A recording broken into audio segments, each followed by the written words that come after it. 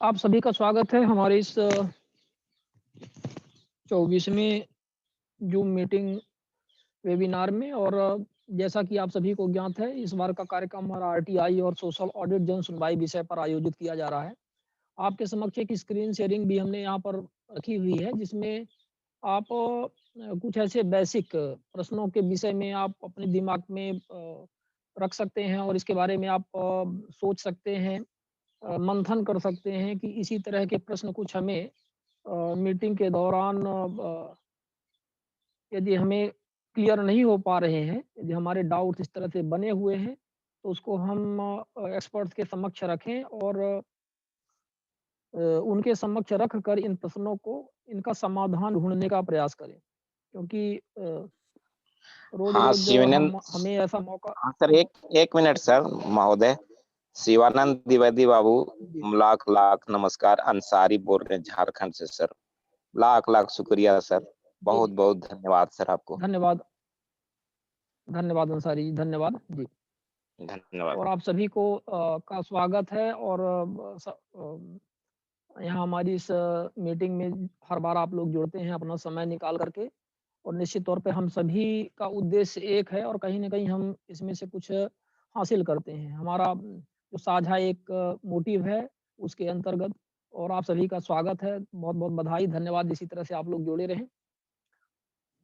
तो जैसा कि मैं चर्चा कर रहा था कि सोशल ऑडिट और जन सुनवाई का जो कॉन्सेप्ट है, इनफैक्ट ये बहुत कॉमन बहुत सारे स्टेट्स में नहीं है। कुछ ही ऐसे स्टेट्स हैं, राज्य हैं जहाँ पर इसको बेहतर ढंग से इम्प्लीमेंट किया जा रहा है। और वहाँ की सोशल ऑडिट की जो लोकल टीम है, निश्चित तौर पे उस लोकल टीम पर काफ़ी हद तक ये चीज़ें निर्भर करती हैं कि वो अच्छा काम कर रहे हैं, जिसकी वजह से वहाँ पर सोशल ऑडिट लोगों के पास तक पहुँचकर इसका जो कॉन्सेप्ट है, इससे जो जनता है, जो समाज है, इससे लाभान्वित हो रहा है।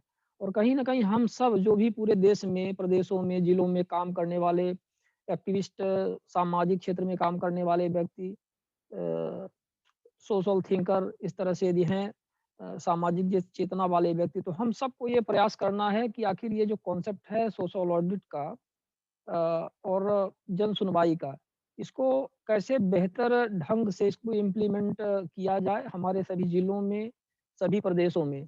और इसके लिए हमारे बीच में, जैसा कि आप सभी को ज्ञात है, इस बार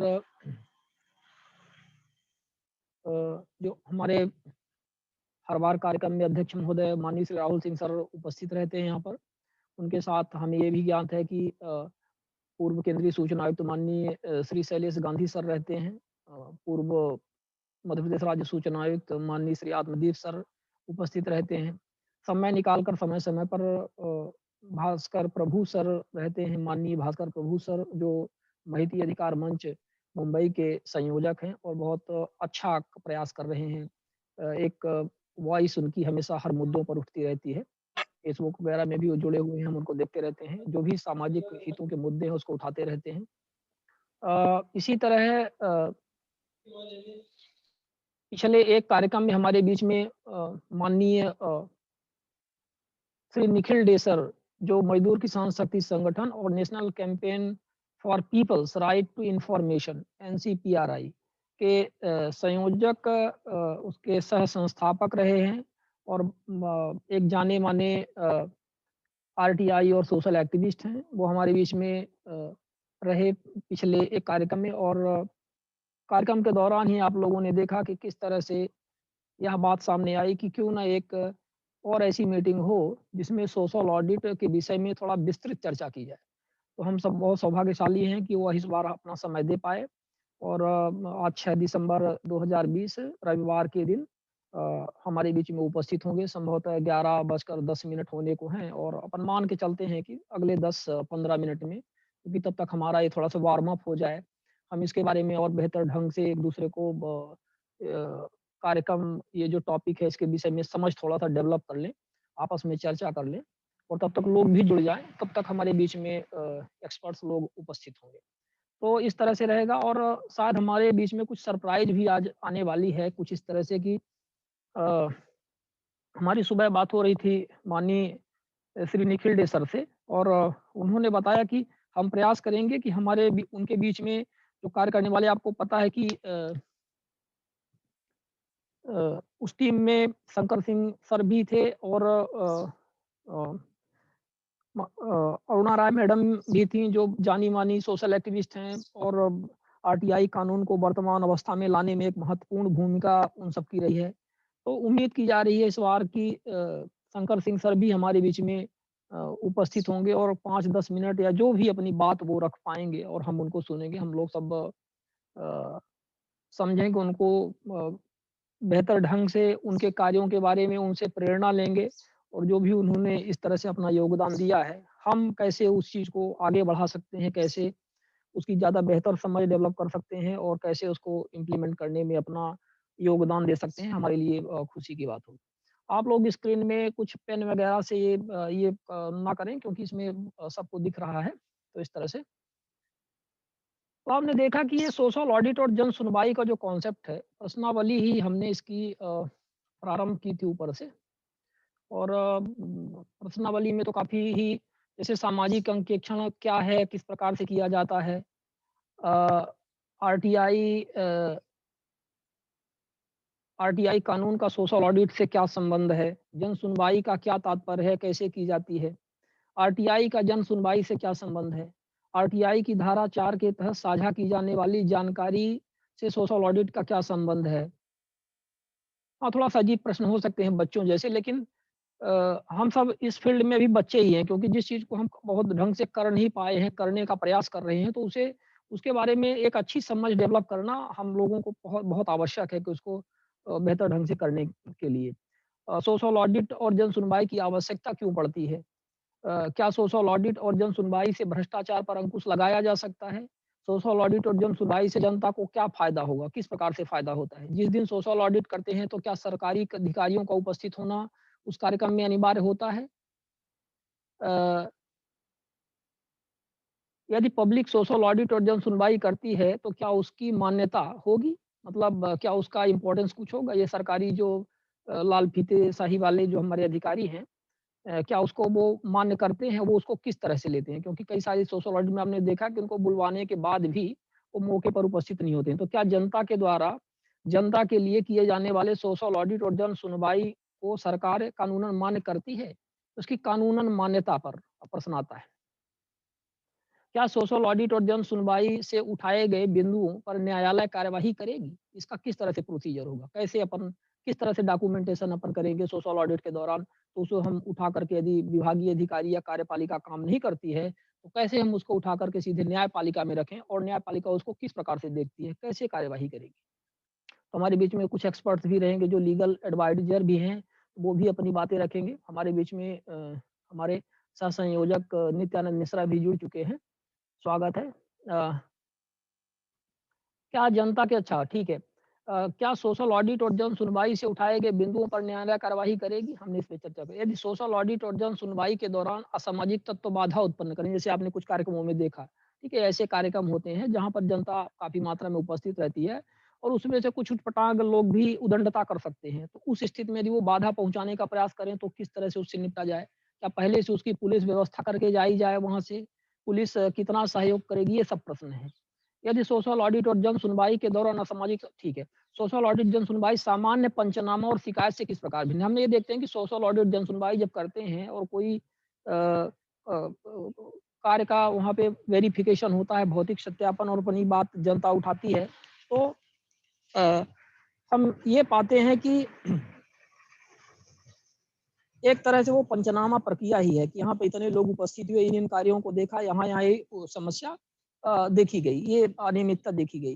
तो सवाल यह है कि ये बात तो हम 2-4 आदमी भी इकट्ठा होकर के कहीं जाकर के पंचनामा बना सकते हैं और फिर उसकी शिकायत के रूप में कर सकते हैं। तो फिर सोशल ऑडिट और जन सुनवाई उस पंचनामे और शिकायत से कैसे भिन्न होगी? ये मतलब महत्वपूर्ण किस्म का प्रश्न है। ऐसे प्रश्न हमारे दिमाग में आने चाहिए।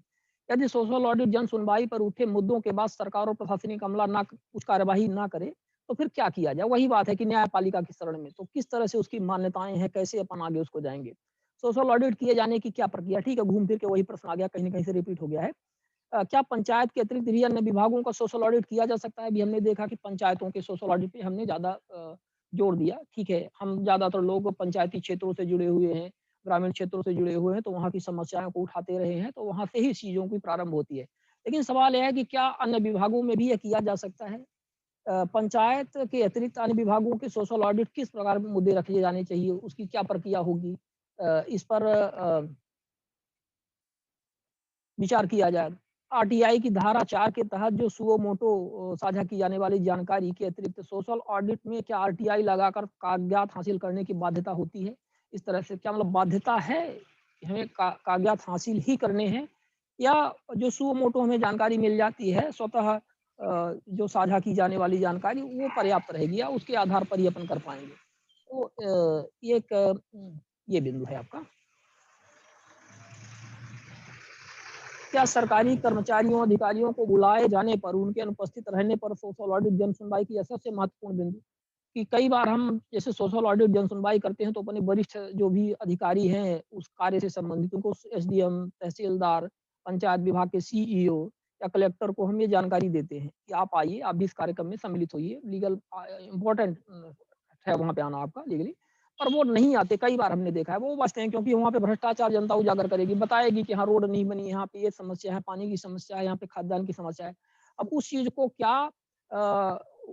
क्या वो सुनेंगे आकर के? नहीं सुन पाएँगे, उस चीज़ का क्या जवाब देंगे? तो स्वाभाविक है वो अ अ, उससे दूर भागते हैं। तो उस स्थिति में क्या किया जाए? तो क्या जनता अकेले इस तरह के सोशल ऑडिट कर सकती है जन सुनवाई? फिर उसकी क्या मान्यता रहेगी? सोशल ऑडिट और जन सुनवाई करने में कम से कम कितने लोग उपस्थित रहने चाहिए?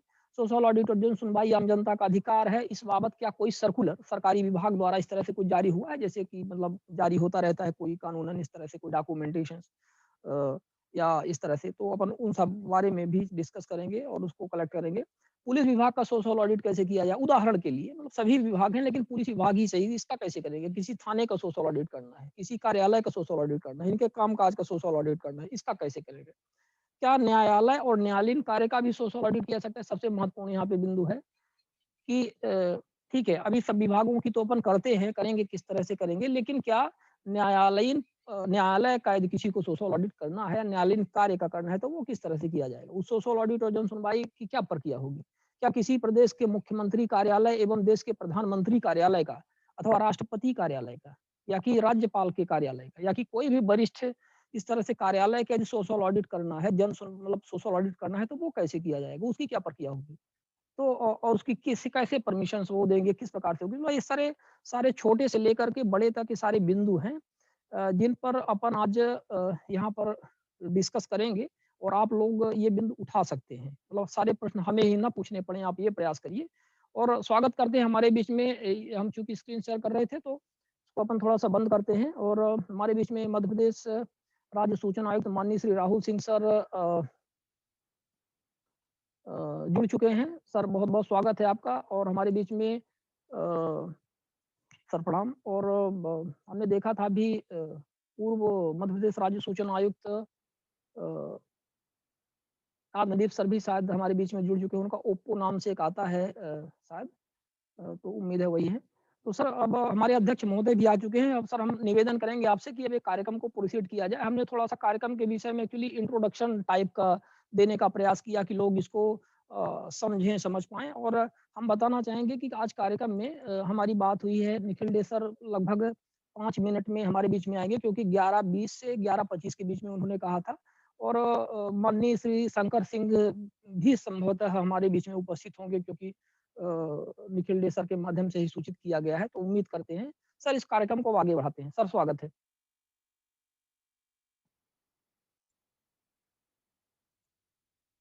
सर आपकी आवाज़ नहीं आ रही है, कृपया आप अनम्यूट कर लें। धन्यवाद शिवानंद जी। हम लोग पहले भी इस बारे में चर्चा कर चुके हैं कि सोशल ऑडिट के माध्यम से किस तरह से जो आम जनता है वो प्रशासन को और शासन को जनता के प्रति अकाउंटेबल बना सकती है।